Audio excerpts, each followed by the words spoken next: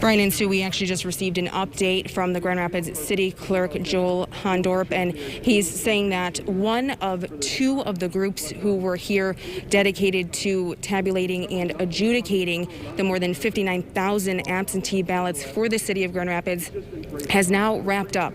We do not have the results from that first group. I will preface this with that. The county now has to come in and take those tabulations and import them into their system for the county-wide results. But I want to play a clip of what the clerk just had to say a few minutes ago. The first tabulator, or the first computer that had the 30 tabulars to it, they're done adjudicating, we're done tabulating. Jared from the county is going to come over and get that report so he can load up that first batch. On the other one, they're still finishing up adjudicating, we're done tabulating. And so those, as soon as Jared gets that file, he'll load it up to the county, and then he'll load it into his system, and then we'll have the results for the AV County Board. I don't know what the results are going to say. I haven't looked at them because I just downloaded a file. I want to make sure I get that up. And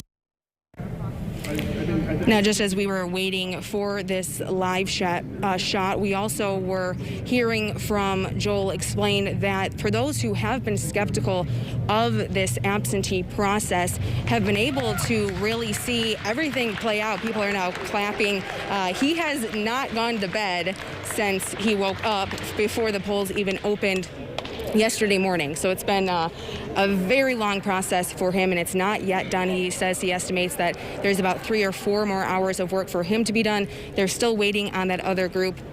But his big message being that those who are skeptical can get involved. They can watch these results. We've, of course, had continuous coverage for more than a day now. And so he's encouraging people to find faith in the system by learning more about the system. And one thing that we did learn today, they did have some issues with the absentee tabulators, and what it ended up being is that because there was so much interest in absentee voting, a second batch of ballots had to be printed, and it turns out they were a little thinner than the first batch. it's just a little bit of different paperweight, so the sensor was reading it just a little bit differently. While technological struggles have at times impacted the absentee counting process in Grand Rapids, human error is also holding up results. I've said it. Secretary Benson said it, Clerk Lyons has said it, fill in your ovals. Well, we're finding out a lot of voters did not fill in their ovals. They're making little check marks, which makes it an ambiguous mark. Each ballot that's flagged has to be checked to count, adjudicated by representatives from both major political parties.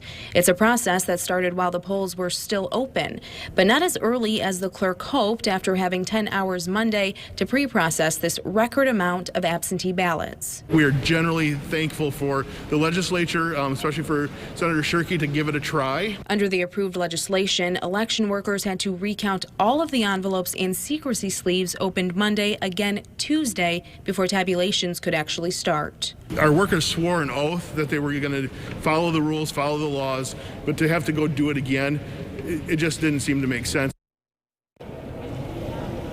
And in the last minute here, we actually saw that second group of adjudicators and challengers get up from that computer. That's the first time we have not seen people crowded around those computer screens since we got here this morning. So they may have finished as well. We'll work to get an update on that and bring you the very latest once we learn the information. Back to you.